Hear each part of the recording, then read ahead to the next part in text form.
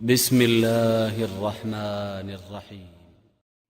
سبيل الدموع سبيل مريح، تنهدى يا صاحي كي تستريح، وبث الدعاء الخفي الصريح، يسعك الفضاء الرحيب الفسيح. سبيل الدموع سبيل مريح، تنهدى يا صاحي كي تستريح، وبث الدعاء الخفي الصريح.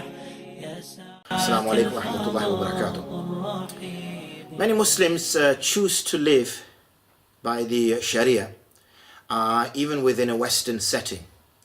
And that might send a shiver down somebody's back, thinking, how can somebody live by the Sharia within a Western setting? But what we're referring to here when it comes to the Sharia is personal law. And even though I use the word personal law, it actually is a moral code, because a law itself can only be considered as a law when it can be supported by the social institutes and the legal institutes in order to enforce it. And there is no enforcing of the Sharia. It is a choice, it's a personal choice. And this is a choice that Muslims, men and women, choose to live by. They are not put under any pressure by anybody, whether by the community or by the society or by the husband or by anybody else for that matter, in order to pursue things through the Sharia. It's at the choosing of each individual.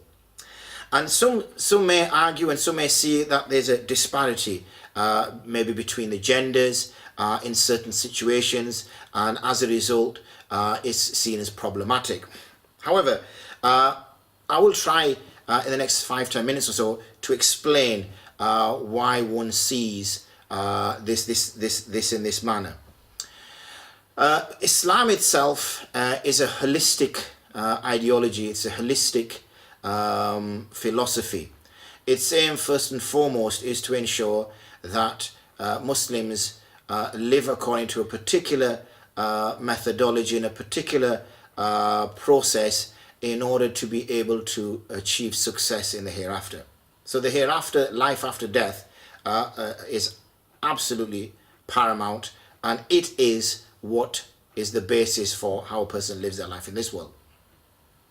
So one might find that personal choice when it comes to certain things is questionable, and one might find that the impact of this life in the hereafter has a profound effect on the life of this world. And that's where rules come from, and that's where choosing to live a certain way or choosing to live a certain lifestyle comes from. And it's this belief. And all Muslim men and Muslim women, once they make the claim or take the shahada or state this belief in Allah and belief in the prophets, then this is part and parcel with that. And Islam is not alone, because most religions, if in fact all the traditional religions, believe in a life after death. And it's this belief in this life after death which dictates how a person should live their life in the world. So for instance, in Judaism, the Jews believe in a life after death, and because of that they have certain practices which they need to adhere to in this world. Christians, Sikhs, Hindus, etc. They have a view, a belief as to what's going to happen after they die, and because of that then they have certain practices.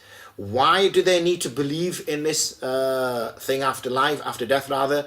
Is because their identity as being British, or as anything else for that matter, their national identity, their ethnic identity, their social identity doesn't actually give them answers to questions like, what happens to me after I die?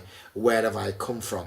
What am I? What's my soul? What makes me me? These sorts of questions which one can't use any one of those identities to be able to answer. And therefore the belief system comes in when they see this religion of Islam and they become more aware of it. Then they say, well, that's the belief that I have as well. I agree with this belief system. I agree that this is what's going to happen. I believe in that what's going to happen. Once that belief is made, then obviously that has repercussions in terms of this life. And in terms of this life, Islam, what it does is it delegates responsibilities.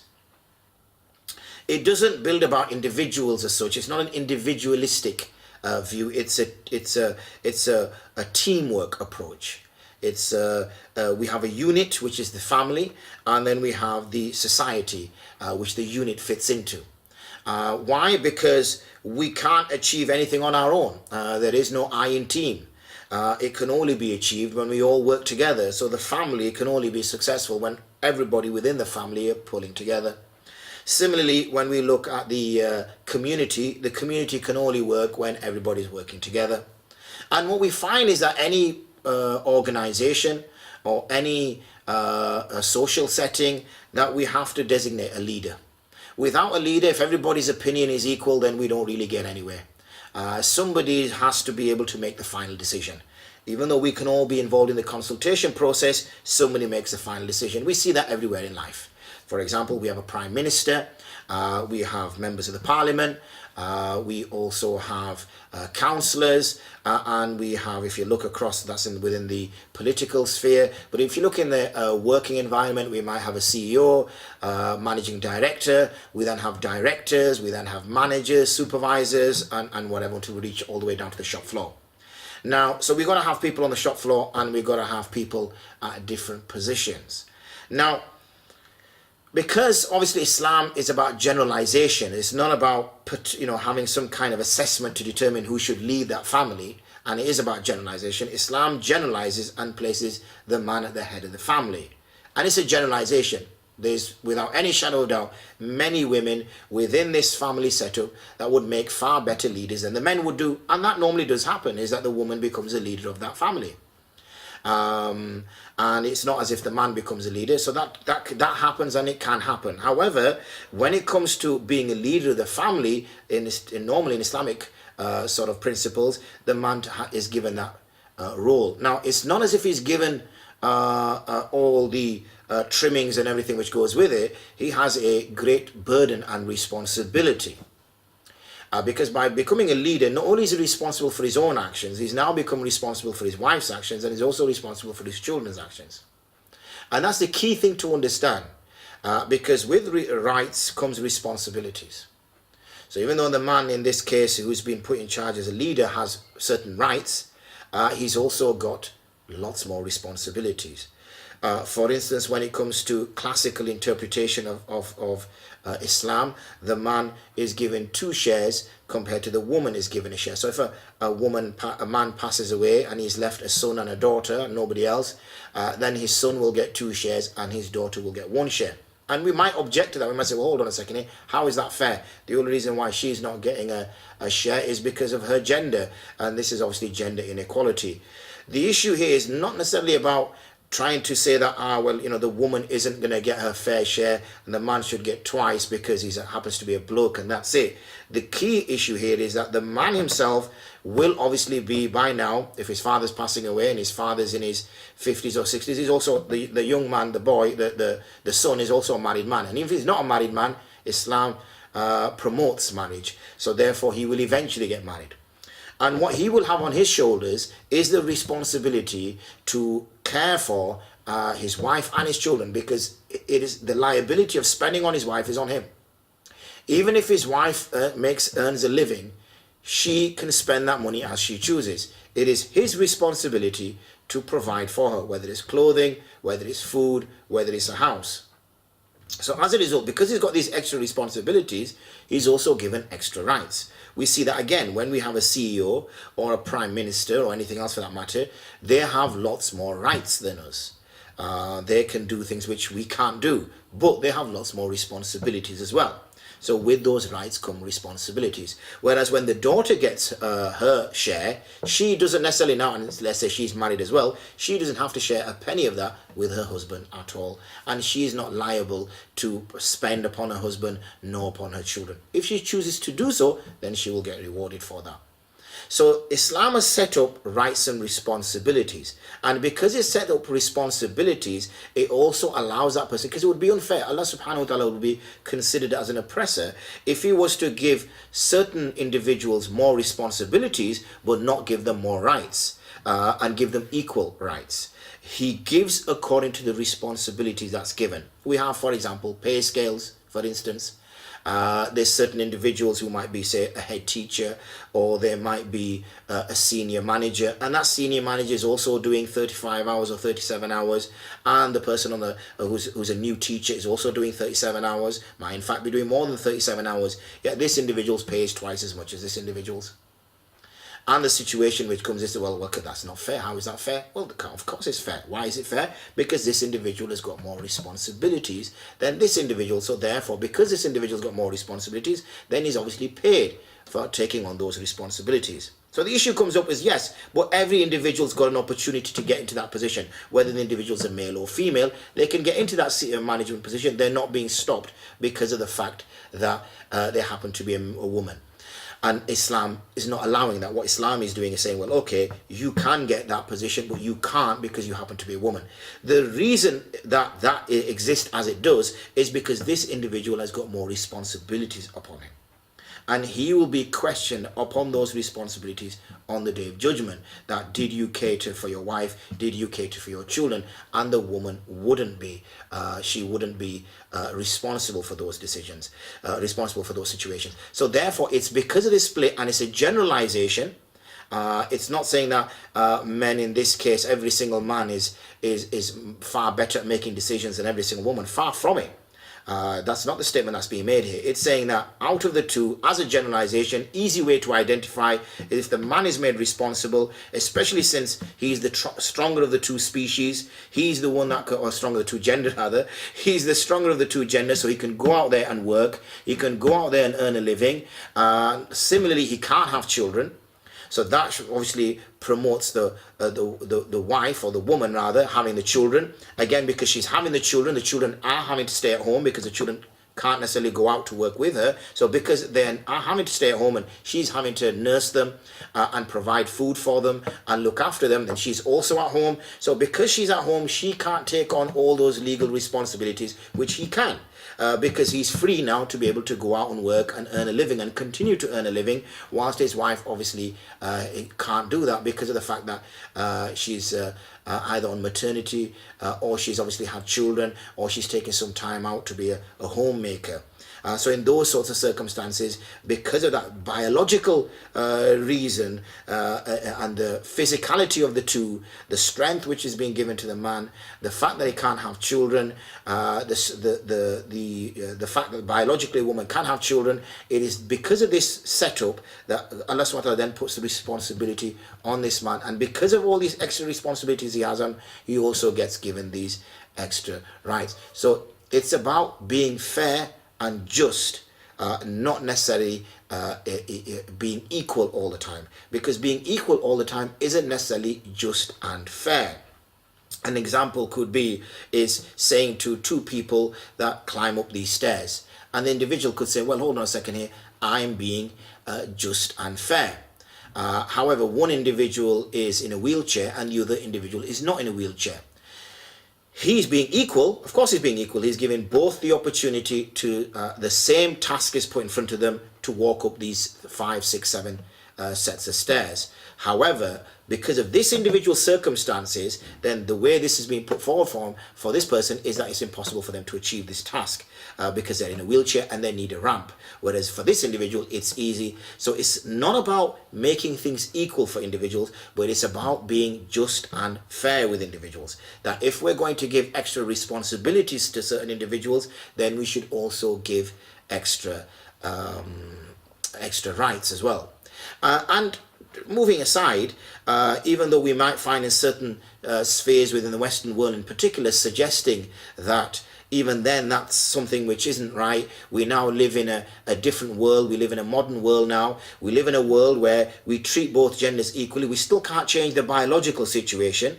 You can have stay-at-home dads, but even then the woman has to stay at home or stay away from work for the time that she's giving birth. But what tends to happen is when we do have women going to work, then the poor woman is having to take on more responsibility than the man is anyway, because when she comes home, she's expected to cook, she's expected to look after the the children. So not only is she now being a mother, she's also taking some of the burden from the man as well, in that she's doing his work for him as well. So where's there the fairness and equality there? And you can see many problems now that within the last sort of 30-40 years, when more and more women have made their way into the working environment, how actually it's having a major impact on their health and also on their day-to-day life and the difficulty that they're facing.